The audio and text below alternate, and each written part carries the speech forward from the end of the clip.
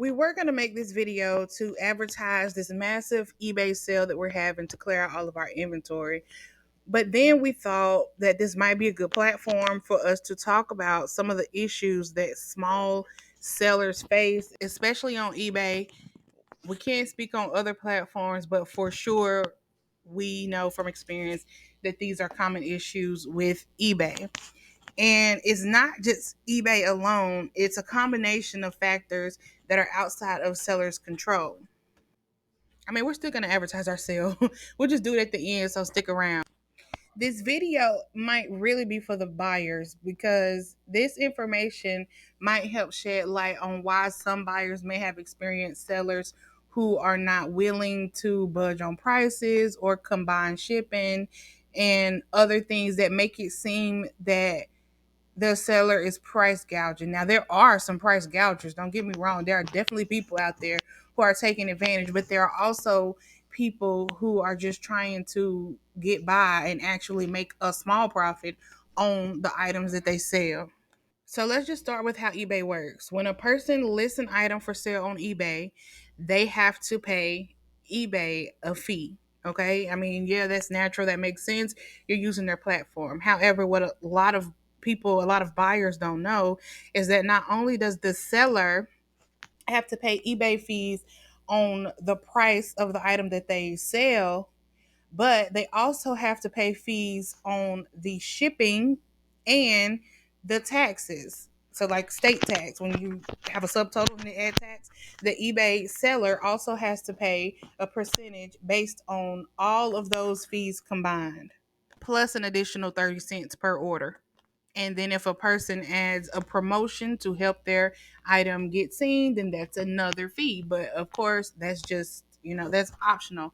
We want to focus on the mandatory fees and kind of shed some light on that.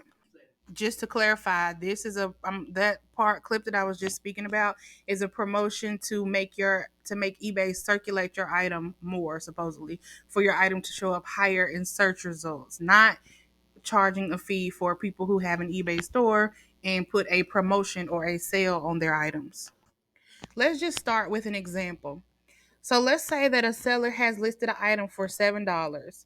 Well, I guess first we need to talk about how shipping is calculated. So, of course, eBay gives options for you can use USPS, you can use FedEx, you can use UPS, and I always use USPS because it's easier, but you have the option of offering free shipping, calculated shipping, and flat rate shipping. For me, flat rate shipping is a gamble because USPS calculates the shipping based on the item's weight, measurements, meaning length, width, and height, and the distance from the buyer to the seller. So those prices are automatically calculated by USPS. The sellers do not set those prices. If a seller chooses to offer free shipping, you have to understand that the shipping is not actually free. USPS is going to get paid regardless. So when you see an item that says free shipping, the price might be a little higher than some of the same item without free shipping because the shipping still has to be paid. The seller puts free shipping on the listing and they take part of their profit to pay the shipping. It might be different for big stores and businesses that also list their items on eBay because they can get deals with USPS and they can ship things at a discounted rate. We're focusing on small sellers who have to pay the actual postage price per item shipped. Now let's go back to this example. We have this fuzzy binder from the what late 90s, early 2000s. It's cute. It's not expensive. So we have it listed for $7. The shipping on this item is $9.35, and that's based on how much it weighs because it's a 3-ring binder. It has like cardboard stock in it. And it doesn't, based on the keywords that you put, eBay will choose whether something can go as medium mail. So technically you can call a binder a book, but it's not, medium mail is not showing up, so you have to use USPS Ground Advantage. On here, the shipping is showing up as $9.35. All right. So you can already see how with the shipping the shipping is also part of the problem, and I'm gonna talk about that later. But let's just go on the fees for now. So the shipping is $9.35 because the item is heavy. It's not an expensive item; it's just heavy. So if a person wants it, that means they will end up paying $16.35 plus tax. Based on where we live, I put it's to our location, the tax in our state would make the total 1749. Now remember, the seller, which is us for this, we only asked for $7. Now, the total comes out to 1749. Out of the 1749, the seller has to pay about 15% of 1749 plus the 30 cents because that's the base amount that they take. That means that the seller will pay $2.92 in fees for that item. So out of $7, the seller will really only end up with $5.22. We have to pay fees on money that we would not get regardless. The tax doesn't come to us, and the shipping does not come to us. Though some people might put that their items weigh more so that the buyer will pay additional shipping, and then it'll seem like they have higher profit and get closer to what they originally wanted, but they are still paying fees on that trumped shipping charge consistently over the years, at least since the disaster in 2020.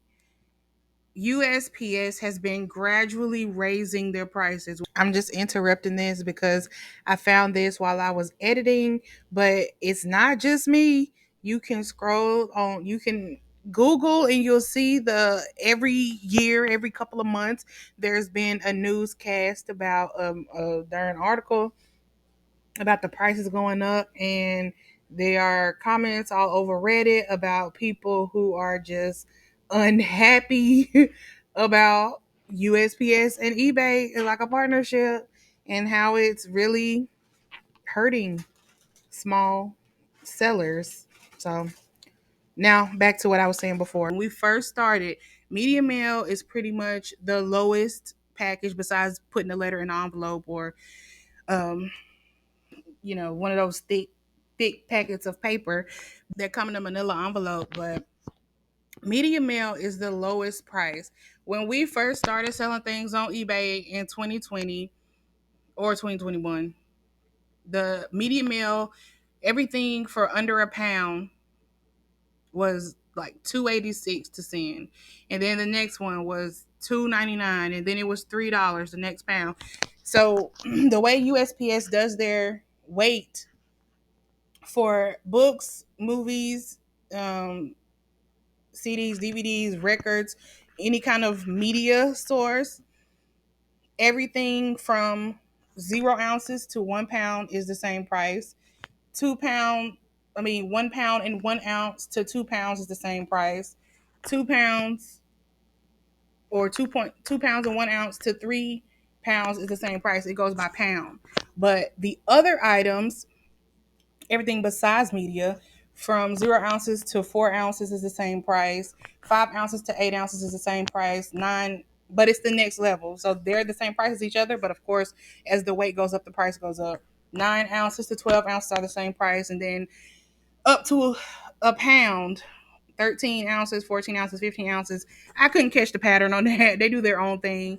And then you get to 1 pound. If something is 1 pound, it's one price. Once it's 1 pound and 1 ounce, it goes to however much it costs to send something that's 2 pounds. Anything over 2 pounds goes up to 3 pounds. So if it's 2 pounds and 1 ounce, it's 3 pounds. You get it? So that's how the pricing works. Now, USPS has been consistently raising their prices to the point that now to send a book, what used to be 286 is now 463. That's level one. That's just up to 1 pound. And then it goes up to what, 515? I don't know. Don't check. Let me let me check before I get on here and say fake numbers. I'll put the table up here so that you can look at it while I'm talking. I don't know how long this table lasts, so if you're in the future, hey, but the prices change rapidly, so you might want to consult the table from USPS at the time you watch this video, if it's not now or in the near future. So once the shipping is higher, even if your price, the seller's price is the same, when the buyer looks at the total price of everything, the item plus the shipping, they think, "Wow, that's kind of high. I don't think I want to pay that much for it." The only way to get the price down is for the seller to lower their own price, because the shipping is what it is. If you do not put the correct amount of postage on your eBay package, USPS will not take it, or they will take it, and when they deliver it to the buyer, they will ask the buyer for money. They'll charge them, and then the buyer will send you a message telling you that they had to pay XYZ amount, and it just turns into a big mess. So you have to make sure that the postage is correct. The shipping is going to be what it is. What does that leave? That only leaves the option of the seller to lower their asking price. So once the seller lowers the asking price, they still have to pay eBay fees on the shipping, the tax, and the sale price. What happens? Well, the seller gets a smaller profit, even smaller than it was before. So today, on that $7 bonder, we could make 522. But if the price is on the next price hike, unless we take the price up, we would probably make only $3 and something. Or as the prices keep rising, if nobody buys it, then it'll go down. Our profit will go down to $2 and something. But the listed price doesn't change unless we lower the listing price to compensate for the higher shipping amount. And it really hurts sellers if sometimes there are smallies but goodies, right? There are things that are small and they're good, nice to have, but you don't want to put a too high of a price on it because it's not worth the high price, even though it is a nice item. A lot of times sellers have to, well, pretty much now all the time, the lowest that you can list the item and get a profit is at about $2 or $3, and then the profit is not promised depending on the category, because eBay also charges a different amount of their fee is different depending on the category. So when I said 15%, I say it's about 15% because the range is from yeah, who knows? Their prices go up too, but they have some fees that go up to 15%, some fees that are 12, and some that are 14.9. It ranges. I always, when I'm debating about whether to accept an offer, I always do the calculation based on the 15% plus the 30 cents to know whether we can swing it and actually get a profit, or whether we will end up paying the buyer to take the item, because that can also happen if your price doesn't balance out with the shipping price. Case in point, today we sold a book. It was a small book. I mean, it was an older book, and it was a children's book, a young adult book. I guess it was pretty popular in its time. I don't know. We had the book listed for 99 cents. The buyer paid $5 in shipping. You know, as we've already discussed, that 486 or 463 is the lowest price for a book on media mail, to go media mail.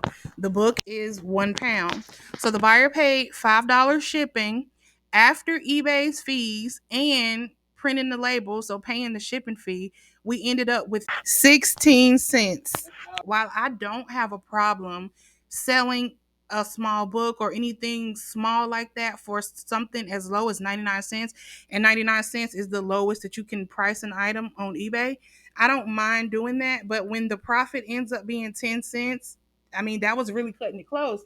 If the person lived a further distance away from us, then the shipping price, well, not for medium mail, the shipping price wouldn't have been higher for medium mail, because that doesn't change based on location. But had it been a different item and the person lived further away from us, there could not have been enough money of what we get left over after paying eBay everything, and we would have had to cover the rest. That's happened before. And you're like, wow, I really just lost product and profit and spent some of my own money. But at the same time, the buyer paid a lot, but it still wasn't enough because eBay takes their cut from everything. At some point with cheap items, you just have to decide that you're gonna If you have a lot of them, I guess maybe you should do a yard sale or something like that, or um, Facebook Marketplace or Craigslist. But that's a different story. I do have a story about why I do not use that platform. But I mean, it's better to just donate it than donate it or throw it away. I know how some people feel about wasted landfills, but it gets to a point where it's really not feasible or worth it to even put it on eBay. It's just a big mess. It's not fair, and it sucks for small sellers who want to supply quality items at good prices, because really we lose in the end. We lose profit, and the buyer thinks that the seller is just being hard up for money, or just being greedy, or being, I don't know, unwilling to work with them. But sometimes they can't without paying for the item themselves, which kind of defeats the purpose. Another thing I have to mention is that if an item is priced too low, eBay does not circulate the listing. So sometimes sellers are pressured to make their prices higher so that eBay will circulate them. Of course, eBay will circulate the item with the higher price because they get more percentage of a higher price than they do from a smaller price. How the person found the 99-cent book, I don't know. Maybe there weren't many listings for that title. So if you're selling something that's unique, and the price hiding might not happen to you, but if you're selling something and there are multiple listings for it, the lower priced option is likely to be at the bottom. And now that leads to some unfortunate customer experiences and other things that sellers can deal with that might make them less likely to accept lower offers, or haggle. I don't want to call it haggling, but go back and forth with a buyer over a price. Sometimes people will see an item and they'll make up in their minds that they only want to pay a certain amount for it. And if they send you an offer and you don't accept it, they might buy it anyway. But there have been a few instances where some of those people have received the item and then sent an email, a message to complain about it, of something that just, for example, someone sent us an offer for a Neo CD a while back, and we accepted the offer, sent it, everything was fine. We get a message and the buyer said, "Oh, I don't like the songs that are on here. I want to get a refund." And I'm like, come on now. I mean, you could have YouTube the songs before you bought it if you were going to buy it. So that's not really a valid reason for us to refund you. But if you really want to send it back, you can, but you just have to pay the return shipping, because I'm not going to pay for you to send it back to me because you didn't like it, when you could have known, you could have figured out and decided whether or not you liked it before you purchased it. It wasn't damaged. There were no problems with it. You didn't say that it didn't work. You said it did work because you listened to it, but you just didn't like it. So, that's not fair. But we may have suspected that something like that could occur based on the really cheap offer that the person had sent before. It was already cheap, but the 99-cent offer that the person had sent before, which would have left us paying them or paying eBay for them to have the item. In that instance, eBay agreed with us and told the buyer that the sale was good and that there was no reason for us to issue a refund. However, eBay does not always have your back. Another example is we sold some zebra print car mats. And anytime, a lot of the things we sell are some things that, I mean, when you live somewhere for a long time, you just accumulate things. Or maybe you bought something, thought you were going to use it, you never used it, or you received a gift and it just never went anywhere. So you're like, hey, somebody can really use this, let me just go ahead and sell it, help free up some space and declutter. And it's possible that some things, these were new, but when you're selling something new or selling something used, we always make it a practice to show any kind of defect, because we don't want people to come back and ask for money or come back and complain or give us low reviews. The whole time we've been doing this, we have 100% positive reviews if the person leaves a review, but some people just don't bother to leave reviews. But our percentage was at 100. Um, eBay also allows, is a kind of newish development where they allow you to put a video of the item that you're listing. We were selling some zebra print car mats. When the car mats, they were what a Christmas present, I think, and my mama never used them, and they were still in the package that they shipped in. They were shipped in the package. The two longer mats were kind of folded over so that they matched the size of the smaller mats. If I still have a picture of it, I'll put it. I'll even put the video where I showed that the bottoms were cracked or cracking, but only if you were to bend it inside out. If you laid it flat, the cracks there were it, you the cracks weren't doing anything. The mat was still intact. You'll see it in the video. Just look at it, because the mat goes flat down on the ground and no one would have seen it, and it would still have served its purpose. It would have kept the actual car floor from getting dirty. I had a video of this in the listing. In the item description, I wrote, please be sure to watch the video because the bottoms were there are places where they appear to be cracking, and this came like this from the manufacturer. So someone bought the mats, and then for $20 there were four mats, and it was free shipping. So the mats are heavy. You can know that the shipping was after 90 days. eBay takes the listings off of the page. I might be able to check PayPal to see how much the shipping was, but I'll include it in here. Ultimately, I think we ended up with about $10 from the sale.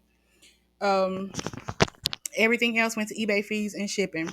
So the person sent us a message saying that they received the mats and that they were destroyed in route. Well, I know that's not true because I shipped them. I wrapped them. They were already in the package that they came in to me, and I put them in two of those mailers with cardboard around it so that they couldn't be bent in any direction, because sometimes the USPS people are just trying to get the packages out and go home, and they might bend things that don't need to be bent. They throw things, and I do not want anybody to receive a damaged package because we don't have money to give back. We don't want to give back any money. And so I know that it was packaged well. And so they said they're destroyed. The bottoms of the mats are coming off. It's completely unusable. They're detached. The only way they could have been detached was if the actual buyer had ripped them. And then in the negative feedback, which I'm putting on the screen, says, buyer beware. I bought some floor mats for a car and I didn't check a video, and they were cracked on the back in several pictures. I guess it meant places. By the time I received them, the backing was off in places, just junk. He offered $10 back to me. If you buy from this seller, please look at the item closely. Oh, well, when you buy from any seller, you should look at the item closely. But everything that was with the mats was detailed. I'm going to put the video up. And when he said that we offered $10 back, well, that's what we had. That was all that we made from the sale was $10. And we didn't feel compelled to refund the entire price because the buyer didn't pay attention to the listing. I actually think that the buyer did pay attention to the listing. The buyer knew exactly what the buyer was getting, and the buyer decided before making the purchase. The four mats were originally listed for $25. They sent us an offer for $10, which we could not accept because we knew with paying eBay's fees plus USPS shipping, we would have ended up paying for them to take it. We would have owed eBay money. So we sent them a counter offer. They didn't accept the counter offer, but later came back and sent an offer with the counter offer that we sent them. So we're like, okay, yeah, I mean, maybe they just realized that we weren't trying to just be greedy, and they still decided they wanted the item. So after all these times of making an offer on the item, you mean you didn't have a chance to look at the pictures or read the item description? If For any eBay buyers out there on any platform, please read the description and look at all the photos to make sure you know exactly what you're getting. Anyway, he left negative feedback, which took our overall stands down to 88.9 from 100%. We talked to eBay about it. We showed them the correspondence and everything. We showed them how the listing had the defects mentioned. And they said, well, we can't take it down because this is a part of the buyer's experience. But it really wasn't. So now we're having a hard time moving product off of that off of that page, because people might look at the 88.9% and say, whoa, ooh, they must not they are scammers, without actually going to look at the rest of the feedback and see that it's only one negative feedback and it's a false negative feedback. So eBay doesn't always have the seller's best interests, or they're not always fair to the seller. I'm also scrolling through to show you. I can only go back to past sales for 2 years. But like I said, we started this page in 2020 or 2021, and boom, boom, boom, boom, boom. We were selling so much so fast. But as USPS prices have increased, I mean, this year we've only sold 22 items. Once again, as I'm editing, if you look, you'll see that the item subtotals were $1,143. That's for the prices that we had set. The order total is $1,633.57. That's including taxes and fees and shipping. So that's an extra $500 that we paid fees on, that we never touched, that we were never going to touch because they were already accounted for. Slowed drastically. I can't go back further than 2022, but for 2024, it's been 22 items. And even with those 2022 items, there was over $100 of extra fees that we paid on money we did not touch and we're not going to touch. As the prices have increased, it's really harder to move product. And um, with the bad review, it's even harder to move the product, even at low prices, and you can't go too low, otherwise you're paying people to take them. And it's really discouraging. I think one trick of the algorithm is that the more active you are in the system, the more eBay circulates your items. But then if you spend all day in there and it's still not circulating, or people still aren't buying, it's discouraging. So it's just a hard game. Keep this in mind as you shop on eBay. Maybe have a little bit of um, leniency for sellers, and sellers have a little bit of leniency on your buyers because they don't know what we go through on eBay. Even if you decide to become a small eBay seller, at least you'll have some idea of what to expect. I do not think that the eBay experience is all bad. There are definitely benefits to it. If business picks back up, then I will be extremely happy. But as with anything, there are always pros and cons. So now for our sale. So we're having a massive sale. Everything must go. We have two different sites. They are in the description box below. And, I honestly think that sometimes if listings sit for a while, eBay might do something with the prices. Sometimes when I'm revising, I look around and I think, whoa, how did this price get on here? Who would have done that? So if you see something you like, but the price doesn't agree with you, do not hesitate to send an offer. Most offers are accepted. Probably 90% of our sales have been through offers, within reason, of course. But So we have new unopened items. We have some oldies but goodies from decades past. We have a lot of everything. So if you see multiple things you like, we offer combined shipping discounts across both pages. It's a little tricky to do it across both pages. So there may be an instance where you have to send us a message and say, I want this from this page and this from another page. And then we'll create you a special listing and you can order normally. But for most things, you should be able to put it in your cart. When you put the items in your cart, you can request combined shipping. You'll see the option in your carts on both mobile and desktop. And then the request will come to us. We'll send you a new invoice with the lower shipping price. And then you can check out as normal. Like I said, eBay is wonky. And some items we have for sale, we try to go and take the sale items off because we're going to accept offers. But if there's an item on sale, or if you accept an offer, sometimes eBay does not let you send a request for combined shipping. So if this happens, then send us a message and we'll send you the listing with the new shipping rate. We don't want anybody paying extra outrageous shipping prices. We just want the inventory gone. And like I mentioned, we use calculated shipping. So USPS determines the shipping price based on the item's weight and how far you are from us. We do not set the prices ourselves. But if you see any products that you're interested in, you have any problems with placing the order, then let us know. I'm sorry that this video was so long. I hope you enjoyed it and learned something. And we'll see you in the next one. Okay, thanks. Bye.